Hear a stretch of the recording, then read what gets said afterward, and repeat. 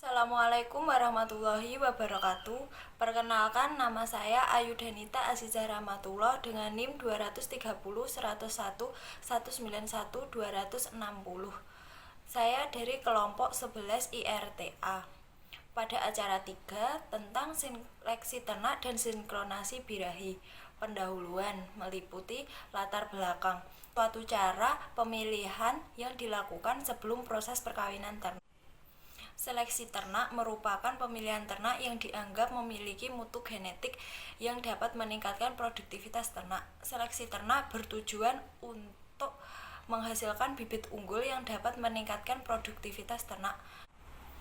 Sinkronisasi birahi adalah teknologi reproduksi penyerentakan birahi dan dilakukan setelah seleksi ternak. Tujuan dari sinkronisasi birahi menghasilkan ternak dapat bunting secara bersamaan untuk menghasilkan keturunan yang mempunyai bibit unggul dan dalam waktu yang secara bersamaan. Setelah itu ada tujuan. Dapat mengetahui parameter seleksi ternak, dapat melakukan seleksi ternak untuk memilih indukan yang unggul, dapat melakukan perangkaian spons vagina ternak, dapat mengetahui tahapan sinkronisasi ternak, dapat mempraktekkan pemasangan spons pada ternak, dapat mengetahui kondisi birahi pada ternak setelah disinkronisasi birahi. Kemudian ada manfaat. Yang pertama, dapat mengetahui seleksi ternak yang mempunyai bibit unggul. Yang kedua, dapat mengetahui pejantan dan betina yang unggul atau tidak unggul. Yang ketiga, dapat melakukan seleksi terhadap indukan yang baik. Keempat, mampu mempraktekkan proses sinkronisasi birahi pada ternak dengan baik dan benar. Kemudian, materi dan metode. Materi. Alat yang digunakan dalam praktikum ini ada tali tambang, pipa aplikator, pipa pendorong, spons vagina, benang, jarum, pencetak spons, spekulum. Sedangkan bahannya ada hormon progesteron, alkohol, betadin, lubricating gel, sabun pencuci, form seleksi ternak, ternak jantan, dan ternak betina. Selanjutnya ada metode. Metode yang digunakan dalam praktikum ini yaitu melakukan seleksi ternak yang digunakan untuk sinkronisasi birahi. Melakukan seleksi ternak pada ayam, kambing, sapi. Merangkai spons vagina dalam benang, mengoleskan spons vagina dengan hormon progesteron, melakukan pemasangan spons vagina ke ternak dengan bantuan pipa aplikator dan pipa pendorong. Halo semuanya, perkenalkan nama saya Muhammad Lutfi Aulia dengan NIM 23010119140210. Saya akan membahas tentang seleksi ternak jantan pada ruminansial dan pada unggas. Baik, ini ya ternak ruminansial jantan. Ini adalah kambing betina yang baik. Dia kalau dilihat memiliki kaki yang kuat. Nah, lihat tuh kaki yang kuat dan dengan testis yang simetris. Iya. Dan juga dia memiliki punuk yang kuat. Ini ya kambing jantan yang baik. Kambing jantan yang baik ini juga mukanya ya, kalau dilihat tuh mukanya maskulin ini ya, muka-muka kambing-kambing ini sangat maskulin. Terus kambing ini memiliki mata yang bersinar. Nah ya, kalau dicek itu matanya, itu sangat bersinar mata pada kambingnya. Dan juga ini dia kambing yang baik itu pada kambing jantan, libidonya itu harus libido yang sedang. Dia tidak boleh libido terlalu tinggi dan tidak boleh libido terlalu rendah. Karena kalau libido ternak itu terlalu jantan, ditakutkannya dia sangat ingin mengawini betinanya. Itu mengakibatkan semen belum matang, tapi sperma telah dikeluarkan. Dan juga tidak baik bila ternak itu memiliki libido yang rendah ya. Karena kalau libido itu rendah, ternak jantan itu dia tidak punya hasrat untuk mengawini betina. Itu sangat sangat tidak baik ya untuk kelangsungan hidup ternak. Nah, dan juga kalau dilihat itu ya pada kambing jantan yang baik itu dia memiliki BCS-nya 2 sampai 3,5. Itu adalah kambing jantan yang standar ya, yang tidak terlalu gemuk dan tidak terlalu kurus. Kalau di bawah 2 itu sudah menunjukkan kambing itu tidak sehat berarti ya. Berarti ada masalah pada manajemen pemberian pakannya ya. Selanjutnya kita lanjut kepada seleksi ternak pada sapi jantan. Nah, ya, sapi jantan itu yang baik dia memiliki mata yang bersinar, setelah itu kaki yang kuat ya harusnya, dan tubuh yang bersih ya. Tubuh yang bersih juga dan kaki yang kuat. Kaki yang kuat itu karena kalau sapi itu terlalu lemah kakinya, dia tidak bisa untuk menunggangi betinanya ya. Dan juga sapi jantan yang baik itu memiliki testis yang simetris dan juga besar ya. Kenapa harus besar? Karena besar itu menunjukkan bahwa sapi itu dapat memproduksi spermatozoa yang lebih banyak ya. Jadi untuk BCS pada sapi sendiri itu dia memiliki nilai skor 1 sampai 9. Nah ya, dan sapi yang baik itu memiliki BCS 4 sampai 5 yang artinya itu tidak terlalu gemuk dan juga tidak terlalu kurus ya. Berarti kalau dia di bawah 4 itu berarti artinya sapi itu sangat kurus. Berarti ada masalah dengan manajemen pemberian pakan pada sapi tersebut ya. Ini sapi-sapinya sangat sehat, sangat bersih ya. Meskipun kandangnya kotor tapi tidak apa-apa, yang penting sapinya bersih aja. Oke. Ya. Ya, baik, selanjutnya adalah seleksi ternak pada ayam jantan ya. Ayam jantan yang baik itu dia memiliki tubuh yang gagah, terus mata yang mengkilap. Nah, kenapa memiliki mata mengkilap? Itu mata mengkilap menunjukkan bahwa ayam itu dia jago dalam pertarungan. Nah, itu termasuk intimidasi ya kepada lawan. Dan juga ayam yang jantan yang baik itu dia memiliki jager yang besar. Nah, jager itu kalau ayam memiliki jager itu menandakan bahwa ayam itu siap untuk dikawinkan. Nah, ya. Dan jager yang besar itu untuk menarik betinanya. Bulu yang lebat juga menjadi faktor utama dalam baiknya ternak itu menunjukkan bahwa ayam itu bermetabolisme dengan baik ya. Dan selnya itu ya, terus ayam itu memiliki tubuh yang gagah, lincah dan juga cepat. Nah, itu adalah ternak ayam yang baik ya. Dan ayam itu kalau bisa tidak memiliki cacat fisik. Nah, ya, kalau dia memiliki cacat fisik dia akan susah untuk mengawini betina ya. Assalamualaikum warahmatullahi wabarakatuh. Perkenalkan, nama saya Razak Donata Lukman, NIM 230101191914024. Di sini saya akan menjelaskan tentang seleksi ternak betina. Untuk seleksi ternak betina dibagi menjadi dua, yaitu seleksi ternak ruminansia betina dan juga seleksi ternak unggas betina. Untuk seleksi ternak ruminansia betina, di sini kita mengambil contoh sapi dan juga kambing. Untuk kriteria yang pertama dapat kita lihat dari nilai BCS-nya. BCS itu sendiri adalah kependekan dari Body Condition Score. Body Condition Score adalah penilaian kondisi tubuh yang didasarkan pada estimasi visual timbunan lemak pada bawah kulit, sekitar pangkal ekor, tulang punggung, dan pinggul dengan menggunakan skor. Skala BCS pada sapi dan juga kambing memiliki nilai yang berbeda. Untuk kambing, skala BCS dapat dinilai dari angka 1 sampai dengan 5, sedangkan untuk sapi dapat dinilai dari angka 1 sampai dengan 9. Untuk standar, skala BCS yang baik pada kambing terdapat pada nilai lebih dari 3, sedangkan untuk sapi terdapat pada nilai 4 dan 5. Faktor kriteria seleksi lainnya dapat kita lihat dari panjang dan lebar vulva. Panjang dan lebar vulva mempengaruhi proses kopulasi. Jika panjang dan lebar vulva itu kecil, maka akan mempersulit proses kopulasi itu sendiri. Lalu, faktor lainnya dapat kita lihat dari bentuk ambing. Untuk ternak yang unggul memiliki bentuk ambing yang simetris, lalu bertekstur halus dan juga kenyal. Lalu, hal lainnya yang dapat kita lihat yaitu dari tampilan depan dari ternak ruminansia itu sendiri. Ternak yang unggul memiliki tampilan depan yang feminim dan juga mata yang cerah.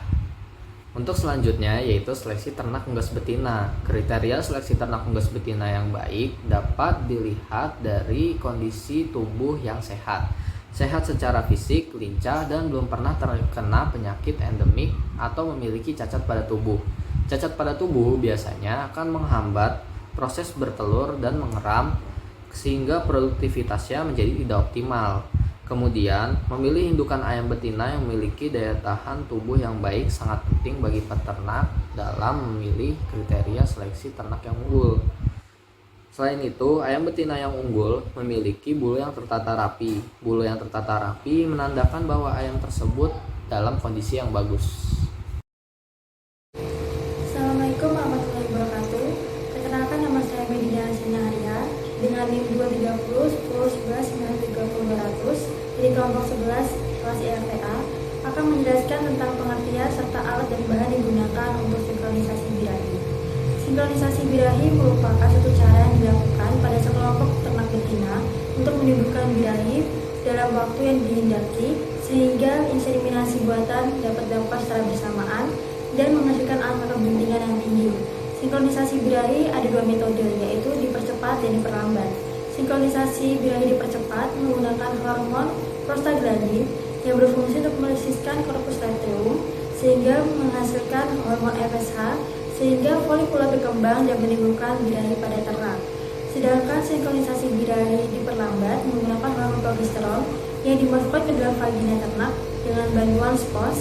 Setelah spons dicabut dalam vagina, ditunggu kurang lebih 2-3 hari hingga kadar progesteronnya turun sedangkan kadar estrogennya meningkat agar terjadi birahi pada ternak. Lama birahi pada ternak kambing berkisar antara 18-22 hari. Selanjutnya adalah alat dan bahan yang diperlukan untuk sinkronisasi birahi, yaitu ada spons, vagina, pipa aplikator, pipa pendorong, betadine dan juga lubricating gel. Yang pertama dilakukan adalah pembuatan spons vagina yang memerlukan spons, benang, jarum, layer box, hormon medroxyprogesterone, metanol, dan juga wadah. Yang pertama dilakukan adalah dengan membentuk spons sesuai dengan ukuran vagina ternak, kemudian dijahit sponsnya, lalu dicuci dan dikeringkan menggunakan dryer box selama 1 kali 24 jam. Lalu dengan membuat larutan antara hormon progesteron dan metanol dengan perbandingan 1:4. Larutan untuk per sponsnya dibutuhkan sekitar 2 mili.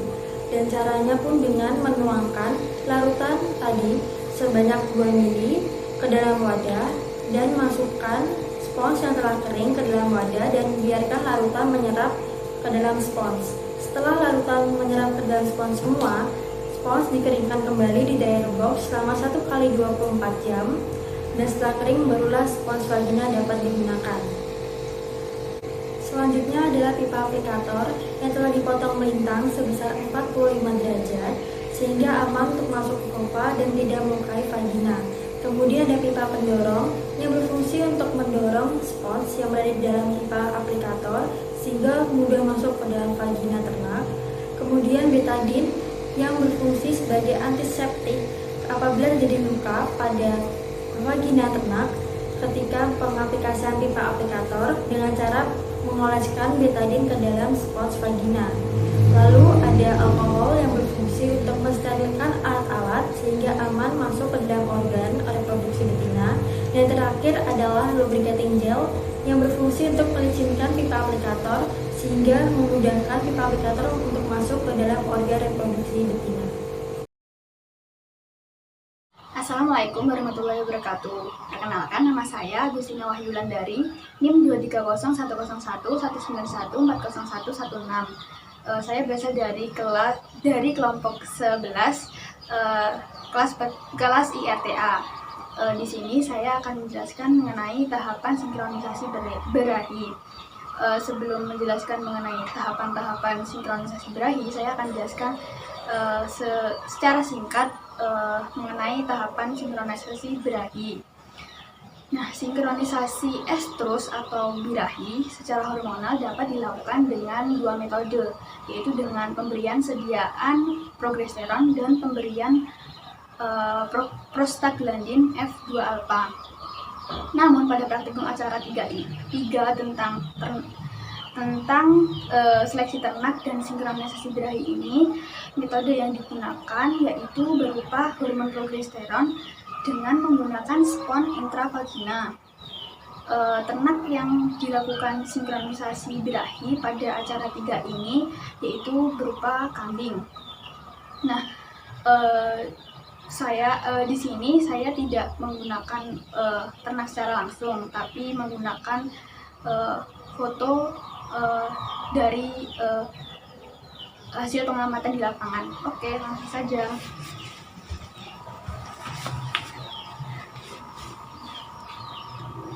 Oke, dalam tahapan-tahapan sinkronisasi birahi ada dua metode, yaitu pertama, metode dalam memasukkan spon pipa aplikator. Nah, seperti yang tertera dalam gambar, yaitu langkah pertama, tangan dan alat yang akan digunakan disterilkan terlebih dahulu dengan menggunakan alkohol dan diratakan secara menyeluruh. Lalu selanjutnya V-gel diberikan secukupnya pada pipa aplikator. Lalu dioleskan secara menyeluruh untuk memudahkan pipa aplikator tersebut masuk ke dalam organ reproduksi ternak betina. Oke, selanjutnya dilakukan pengolesan betadin salep pada spon yang telah diikat tali benang.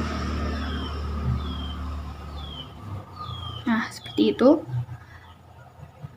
Lalu spon dimasukkan ke dalam lubang pipa aplikator, lalu didorong menggunakan kayu agar spon dapat bergerak ke ujung pipa aplikator yang berbentuk runcing, lancip lah. Nah, seperti itu gambarnya. Lalu itu yang didorong menggunakan kayu.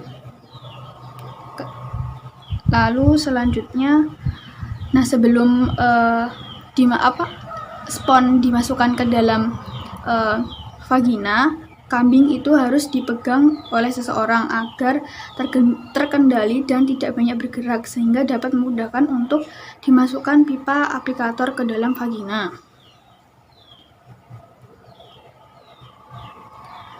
Lalu, bagian vulva kambing betina disterilkan menggunakan alkohol seperti pada gambar tersebut.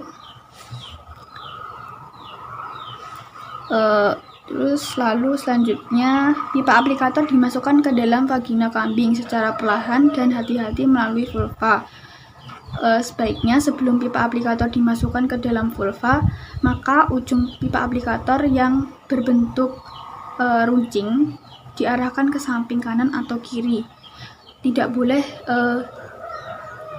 menghadap ujung runcing pipa aplikator tidak boleh menghadap ke atas atau bawah, karena itu akan melukai vulva kambing tersebut.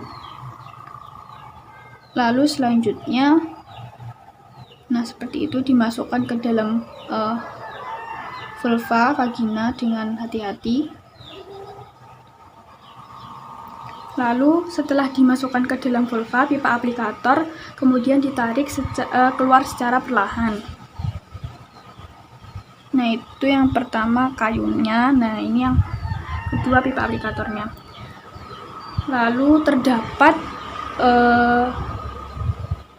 tali nilon atau tali benang yang menonjol dari dalam vagina keluar yang berasal dari spon yang dimasukkan lewat pipa aplikator tersebut. Nah, hal tersebut bertujuan untuk memudahkan dalam mengeluarkan spon dan agar tidak melekat pada vagina. Spon yang telah dimasukkan dapat bertahan di dalam vagina selama 14 hari. Spon yang telah tertanam di dalam vagina selama 14 hari tersebut berfungsi agar hormon progesteron yang terdapat pada spon akan bereaksi untuk menahan birahi pada ternak, sehingga secara fisiologis terjadi peningkatan kadar progesteron.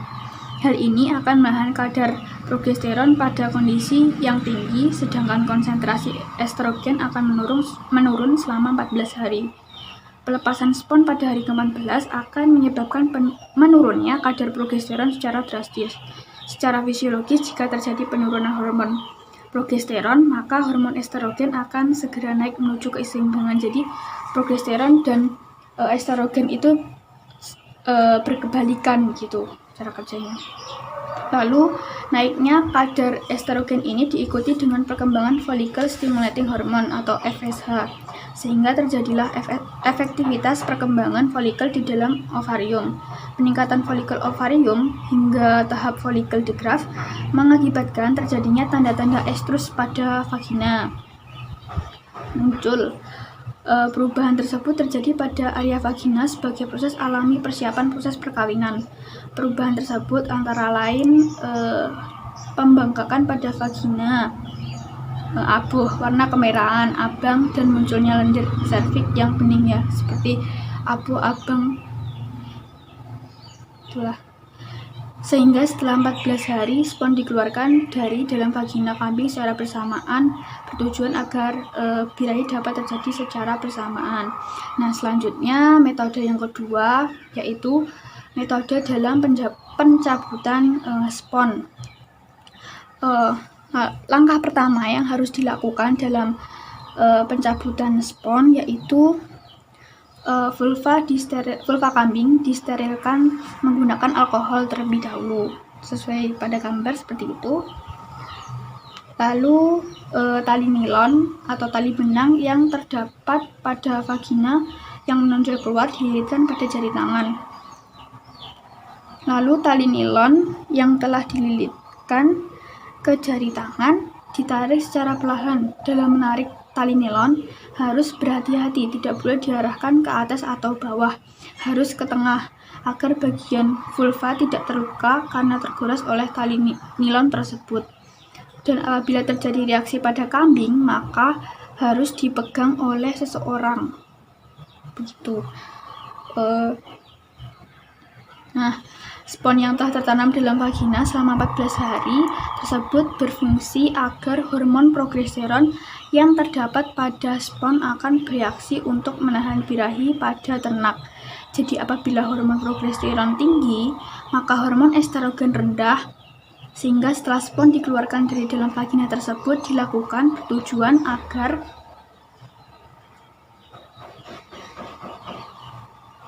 hormon progesteron akan turun dan hormon estrogen akan naik. Nah, inseminasi buatan dapat dilakukan setelah ternak betina disinkronisasi selama 2 hingga 3 hari untuk menunggu ternak tersebut birahi. Karena selama 2-3 hari tersebut corpus luteum sebagai tempat produksi hormon progesteron yang menghalangi munculnya estrus pada ternak kambing akan mengalami lisis, sehingga estrus akan muncul. Pengamatan kualitas estrus dilakukan pada jam ke-24, 36, 60, 72, dan 84 jam setelah sinkronisasi estrus atau pelepasan spon intravaginal. Deteksi estrus dilakukan dengan cara pengamatan visual serta menggunakan kambing pejantan sebagai detektor estrus alami. Seluruh hewan yang mengalami estrus akan dikawinkan dengan pejantan secara alami. Dan yang terakhir, simpulan. Dari hasil pengamatan dapat diketahui bahwa ternak kambing jantan yang baik harus memiliki konformasi tubuh yang sangat baik, terutama kaki yang kuat untuk menunggangi ternak betina. Kambing yang baik memiliki testis yang simetris dan libido yang normal, sedangkan pada ternak sapi jantan tubuh yang kokoh dan kaki yang kuat diperlukan dalam penilaian ternak dan memiliki testis yang sangat simetris. Dan sinkronisasi birahi merupakan suatu cara teknis yang dilakukan untuk membuat ternak betina birahi sesuai dengan waktu yang dikehendaki dan untuk menimbulkan birahi pada sekelompok ternak betina secara bersamaan meliputi alat dan bahan serta tahapan sinkronisasi birahi.